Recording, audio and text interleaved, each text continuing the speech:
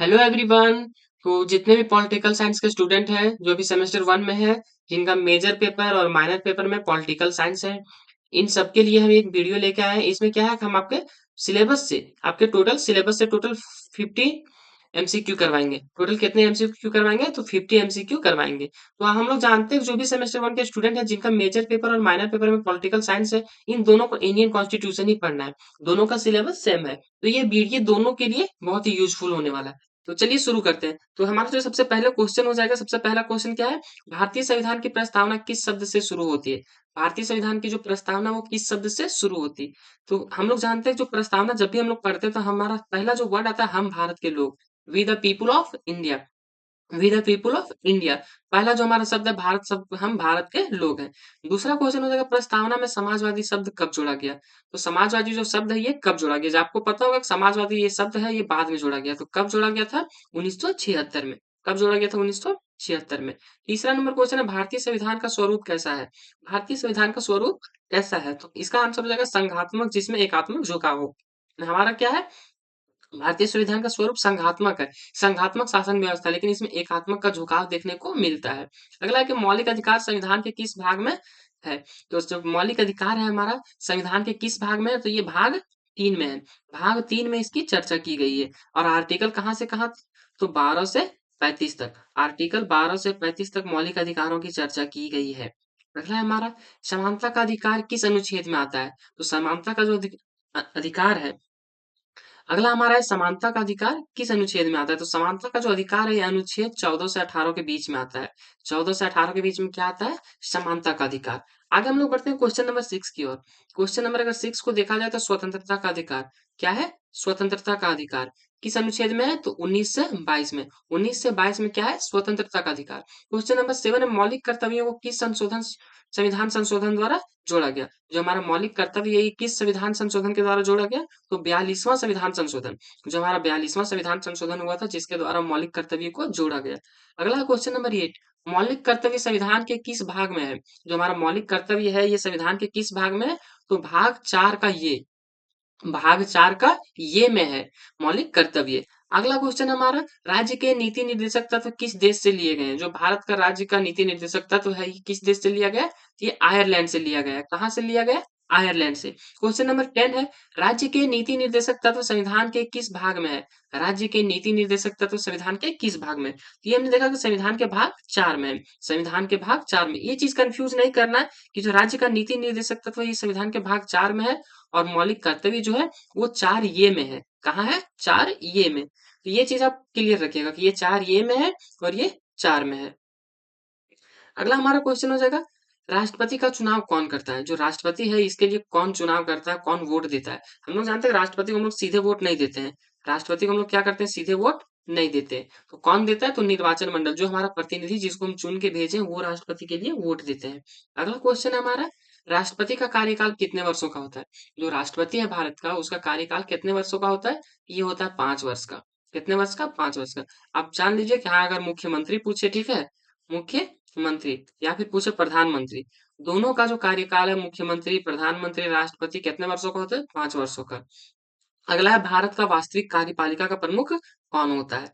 भारत के वास्तविक कार्यपालिका का प्रमुख कौन होता है? तो ये होता है प्रधानमंत्री। अगर वास्तविक कार्यपालिका ना पूछे, सिर्फ पूछे कार्यपालिका का प्रमुख कौन होता है, तो यहाँ हो जाएगा राष्ट्रपति। कौन हो जाएगा? राष्ट्रपति। लेकिन अगर पूछे वास्तविक कार्यपालिका का प्रमुख जो कार्य करता है, जो कार्य में विलीन है, ये कौन हो जाएगा? प्रधानमंत्री। अगला है प्रधानमंत्री की नियुक्ति कौन करता है? प्रधानमंत्री की नियुक्ति कौन करता है? तो आपको पता होना चाहिए जो भी दल लोकसभा के चुनाव में, लोकसभा के चुनाव में बहुमत हासिल करके आता है उसको राष्ट्रपति प्रधानमंत्री नियुक्त करता है। उस दल के नेता को राष्ट्रपति प्रधानमंत्री नियुक्त करता है। मंत्रिपरिषद किसके प्रति उत्तरदायी होता है? जो मंत्रिपरिषद होता है, केंद्र में मंत्री बनते ही किसके प्रति उत्तरदायी होते हैं? तो लोकसभा के प्रति उत्तरदायी होते हैं। अगला क्वेश्चन है हमारा क्वेश्चन नंबर 16। ये क्या हो जाएगा? संसद किनसे मिलकर बनती है? जो संसद है ये किससे मिलकर बना है? तो राष्ट्रपति, लोकसभा और राज्यसभा। एक होता है राष्ट्रपति और क्या हो जाएगा? प्लस लोकसभा और प्लस राज्यसभा। ये तीनों मिलकर क्या बनाते हैं? तो संसद बनाते हैं। ये तीनों के सम्मिलित रूप को क्या कहते हैं? संसद कहते हैं। अगला क्वेश्चन हमारा लोकसभा को क्या कहा जाता है? लोकसभा को क्या कहा जाता है? तो लोकसभा को हम लोग निचला सदन के नाम से जानते हैं। कौन सा सदन? निचला सदन के नाम से जाना जाता है। अगला क्वेश्चन नंबर 18 राज्यसभा को क्या कहा जाता है? राज्यसभा को क्या कहा जाता है? तो राज्यसभा को उच्च सदन के नाम से जाना जाता है। किस सदन के नाम से? उच्च सदन के नाम से जाना जाता है। क्वेश्चन नंबर 19 है हमारा, लोकसभा का कार्यकाल कितना होता है? जो लोकसभा के सदस्य बनते हैं उनका कार्यकाल कितने साल का होता है? तो 5 वर्षों का। आप भी देखते हैं जब आपके एरिया के कोई भी सांसद बनते हैं तो उनका कार्यकाल कितना वर्षों का होता है? 5 साल का। क्यों होता है? क्योंकि लोकसभा का कार्यकाल है 5 वर्षों का होता है। अगला क्वेश्चन है राज्यसभा एक। राज्यसभा एक खालिस्तान सदन है, तो इसमें भरा आएगा अस्थाई। क्या होगा? अस्थाई सदन है। राज्यसभा कभी भी भंग नहीं होता है, ये हमेशा अस्थाई रहता है। क्वेश्चन नंबर 21 है हमारा, राज्य का संवैधानिक प्रमुख कौन होता है? जो राज्य होता है एक स्टेट, जैसे कि झारखंड है, बिहार है, उत्तर प्रदेश है, इस प्रकार के राज्यों का प्रमुख कौन होता है? तो वो होता है राज्यपाल। कौन होता है? राज्यपाल। मुख्यमंत्री की नियुक्ति कौन करता है? मुख्यमंत्री की नियुक्ति कौन करता है? तो जब विधानसभा का चुनाव होता है, कोई भी राज्य में विधानसभा का चुनाव होता है, तो उसमें जो भी दल, जैसे कि देखिए झारखंड है, झारखंड में क्या है? बीजेपी है, जेएमएम है, क्या है? जेएमएम है, कांग्रेस है, तो इस तरह से जो भी राजनीतिक दल होते हैं विधानसभा चुनाव में, तो इन दलों से जो भी दल बहुमत हासिल करके आती है, उस दल के नेता को, उस दल के नेता को कौन है? राज्यपाल उसको मुख्यमंत्री नियुक्त करता है। राज्यपाल क्या करता है? मुख्यमंत्री नियुक्त करता है। किसको करता है? जो दल विधानसभा के चुनाव में बहुमत हासिल करके आती है, उसको क्या करता है? राज्यपाल मुख्यमंत्री नियुक्त करता है।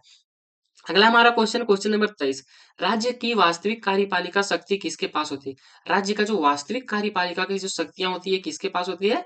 तो मुख्यमंत्री के पास। ये क्वेश्चन हम ऊपर भी देखे हैं कि प्रधानमंत्री क्या होते हैं? वास्तविक कार्यपालिका का प्रमुख होता है। अगर राज्य की बात की जाए, यहाँ भी वास्तविक ना दे, सिर्फ बोले कार्यपालिका का प्रमुख कौन होता है, तो वहां क्या हो जाएगा? राज्यपाल हो जाएगा। अगर वास्तविक की बात ना करे, सिर्फ बोले कार्यपालिका का प्रमुख कौन हो जाएगा? तो राज्यपाल हो जाएगा। लेकिन अगर वास्तविक की बात की जाए तो मुख्यमंत्री होगा। ठीक है। अगला क्वेश्चन नंबर 24 है, राज्यपाल का कार्यकाल कितने वर्षों का होता है? अभी हमने ऊपर देखा राष्ट्रपति का, प्रधानमंत्री का, मुख्यमंत्री का, इस सबका कार्यकाल कितने वर्षों का होता है? 5 वर्षों का ही होता है। अगला है क्वेश्चन नंबर 25, भारत का सर्वोच्च न्यायालय कहाँ स्थित है? भारत का जो सर्वोच्च न्यायालय है, सुप्रीम कोर्ट, ये कहाँ स्थित है? तो नई दिल्ली में स्थित है। कहाँ स्थित है? नई दिल्ली में। आगे हमारा क्वेश्चन नंबर देखते हैं, क्वेश्चन नंबर 26। कितना है? क्वेश्चन नंबर 26, सर्वोच्च न्यायालय का मुख्य कार्य क्या है? सर्वोच्च न्यायालय का मुख्य कार्य क्या है? तो इसका कार्य है संविधान की रक्षा करना। जो हमारा भारतीय संविधान है इसकी रक्षा करना। अगला क्वेश्चन है क्वेश्चन नंबर 27, न्यायिक पुनर्वलोकन, जुडिशियरी रिव्यू का अधिकार किसके पास है? जुडिशियरी रिव्यू का अधिकार किसके पास है? तो ये होता है सुप्रीम कोर्ट के पास। किसके पास? सर्वोच्च न्यायालय के पास। क्वेश्चन नंबर 28 है, न्यायिक सक्रियता का अर्थ क्या होता है? न्यायिक सक्रियता का अर्थ क्या होता है? तो न्यायालय का सक्रिय होकर अधिकारों की रक्षा करना। न्यायालय का सक्रिय होकर क्या है? अधिकारों की रक्षा करना। कौन से अधिकार? तो जो हमारे संविधान में दिए गए अधिकार है, संविधान में जो कानून है, इन सभी को रक्षा करना। किसका कार्य है? सुप्रीम कोर्ट का। अगला है कि संविधान दिवस कब मनाया जाता है? संविधान दिवस कब मनाया जाता है? 26 नवंबर को। क्यों मनाया जाता है? क्योंकि 26 नवंबर 1949 को हमारा संविधान बनकर तैयार हुआ था। हालांकि लागू कब हुआ? तो 26 जनवरी 1950 को। भारत का संविधान कब लागू हुआ? तो 26 जनवरी 1950 को। लेकिन बनकर कब तैयार हुआ था? तो 26 नवंबर 1949 ईस्वी को बनकर तैयार हुआ था। जिसके कारण 26 नवंबर को हम लोग क्या करते हैं? संविधान दिवस मनाते हैं। संविधान दिवस मनाते हैं। अगला ये भी हो गया कि भारत का संविधान कब लागू हुआ था? तो ये 26 जनवरी 1950 को लागू हुआ था। अगला हमारा क्वेश्चन है 31, मौलिक अधिकारों का संरक्षक कौन है? हम सबको पता है कि हमें कितने मौलिक अधिकार प्राप्त हैं? 6 मौलिक अधिकार प्राप्त हैं।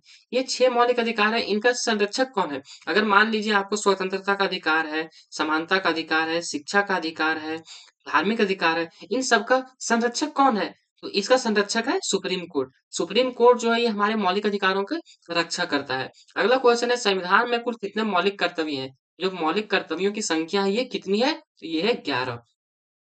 ये 11 कुल मिलाकर मौलिक कर्तव्य हैं। अगला क्वेश्चन है 33, लोकसभा का अध्यक्ष कौन होता है? जो लोकसभा होता है उसका अध्यक्ष कौन होता है? तो स्पीकर होता है। इसका अध्यक्ष कौन होता है? स्पीकर होता है। इसको कौन चुनता है? तो इसके लिए चुनाव होता है। ठीक है, जो हमारे प्रतिनिधि होते हैं वो सब मिलके चुनते हैं कि लोकसभा का स्पीकर कौन होगा। अगला क्वेश्चन है हमारा 34 नंबर, राज्यसभा का पदेन सभापति कौन होता है? जो राज्यसभा है उसका पदेन सभापति कौन होता है? ये होता है उपराष्ट्रपति। ये होता है उपराष्ट्रपति। ये पद हमेशा सीमित रहता है। इसके लिए कोई चुनाव नहीं होता है कि कौन रहेगा पद पर देखिए, ये हमारा राज्यसभा मान लीजिए, ठीक है। तो यहाँ पर जो हमारा पद होगा, ये पद होगा किसका? पद यानी सभापति का। जो सभापति होता है, जो सभा को संबोधित करता है, जो सभा को कंट्रोल करता है, ठीक है। ये हो गया सभापति। और यहाँ पर हमारे जो राज्यसभा के मेंबर वो यहाँ बैठते हैं, ठीक है। तो ये जो हमेशा सभापति होगा, ये हमेशा उपराष्ट्रपति होगा। उपराष्ट्रपति कोई भी रहे, वही रहेगा इसका सभापति। अगला क्वेश्चन हमारा, राष्ट्रपति अपना इस्तीफा किसे देगा? राष्ट्रपति जब भी अपना इस्तीफा देगा तो किसको देगा? उपराष्ट्रपति को। क्योंकि अगर राष्ट्रपति इस्तीफा देगा तो उसके बाद पद को कौन संभालेगा? उपराष्ट्रपति। कौन संभालेगा? उपराष्ट्रपति। इसीलिए हमेशा जब भी वो इस्तीफा देता है, किसको देता है? तो उपराष्ट्रपति को देता है। यहाँ तक आप सबको समझ में आ गया होगा। अब हम लोग आगे बढ़ते हैं और देखते हैं क्वेश्चन नंबर 36। प्रधानमंत्री किस सदन का सदस्य होना आवश्यक है? जो प्रधानमंत्री होता है, ये किस सदन का सदस्य होना आवश्यक है? तो इसको हम लोग देख, किसी भी सदन का सदस्य होना आवश्यक है, चाहे वो लोकसभा हो, राज्यसभा हो, किसी न किसी का सदस्य होना उसको आवश्यक है। अगला क्वेश्चन है क्वेश्चन नंबर 37। भारत में आपातकाल घोषित करने का अधिकार किसके पास है? भारत में आपातकाल घोषित करने का अधिकार किसके पास है? ये होता है राष्ट्रपति के पास। राष्ट्रपति ही है वो शख्स है जो भारत में राष्ट्रीय आपातकाल की घोषणा कर सकता है। आप लोग कमेंट करके बताइएगा कि भारत में सर्वप्रथम राष्ट्रीय आपातकाल की घोषणा कब हुई थी? सर्वप्रथम राष्ट्रीय आपातकाल की घोषणा कब की गई थी? ये आपके लिए क्वेश्चन है, ये आप हमको कमेंट में बताइएगा। क्वेश्चन नंबर आगे बढ़ते हैं, देखते हैं 38। राज्य नीति निर्देशक तत्व किससे संबंधित है?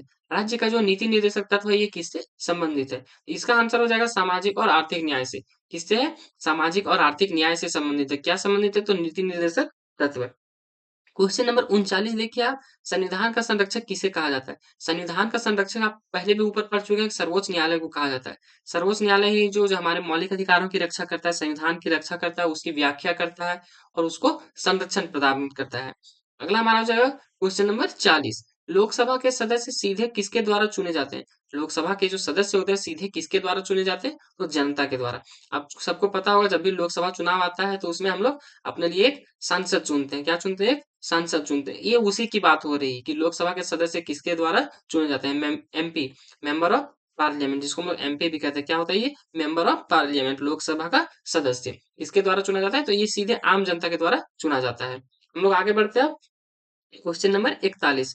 ये देखिए, राज्यसभा के सदस्य किसके द्वारा चुने जाते हैं? जो राज्यसभा के सदस्य बनते हैं, ये किसके द्वारा चुने जाते हैं? तो ये विधानसभाओं के द्वारा चुने जाते हैं। ये विधानसभाओं में जो विधायक चुन के आते हैं, उनके द्वारा चुने जाते हैं। अगला हमारा क्वेश्चन है 42। भारतीय संविधान में कितनी अनुसूचियां हैं? कितनी अनुसूचियां हैं? तो टोटल 12 अनुसूचियां हैं। कितनी अनुसूचियां हैं? तो 12 अनुसूचियां हैं। क्वेश्चन नंबर 43 है, मौलिक अधिकारों को निलंबित कौन कर सकता है? जो हमारे मौलिक अधिकार दिए हुए हैं, जो संविधान के द्वारा हमें फंडामेंटल राइट्स प्राप्त है, इनको कौन निलंबित कर सकता है? ये काम सिर्फ राष्ट्रपति कर सकता है। राष्ट्रपति कब करता है? तो जब राष्ट्रीय आपातकाल की घोषणा करता है।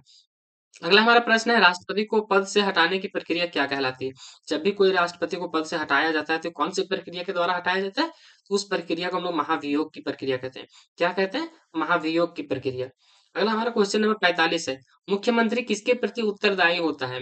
मुख्यमंत्री किसके प्रति उत्तरदायी होता है? ये विधानसभाओं के प्रति उत्तरदायी होता है।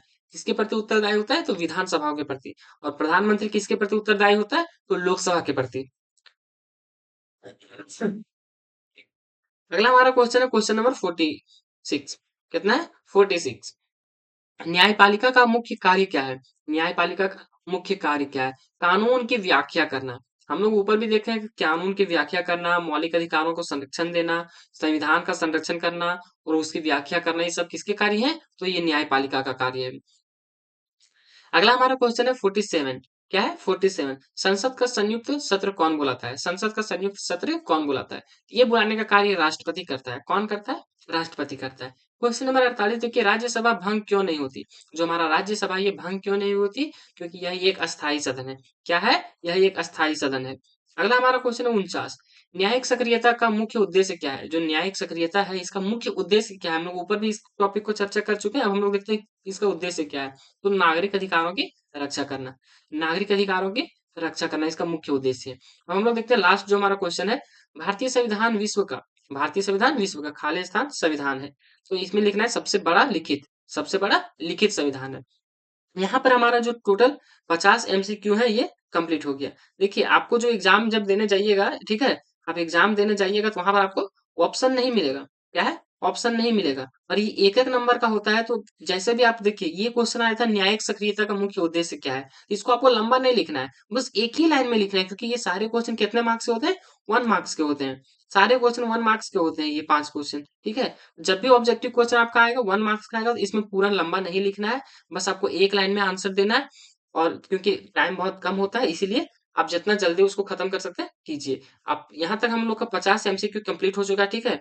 50 एमसीक्यू कंप्लीट हो चुका है। अगर आप इस बार अच्छा रिस्पॉन्स रहा तो हम आपके लिए आगे भी वीडियो लेके आएँगे और आपका जो भी सब्जेक्टिव क्वेश्चन बनेगा, चाहे वो 15 मार्क्स का हो या फिर 5 मार्क्स का हो, वो सारे क्वेश्चन हम करा देंगे। ठीक है? तो आप लोग कमेंट कीजिएगा कि आपको पेपर कौन-कौन सा है, कौन-कौन से पेपर का आपको चाहिए, हम वो सारे क्वेश्चन आपको करा देंगे। तब तक के लिए धन्यवाद।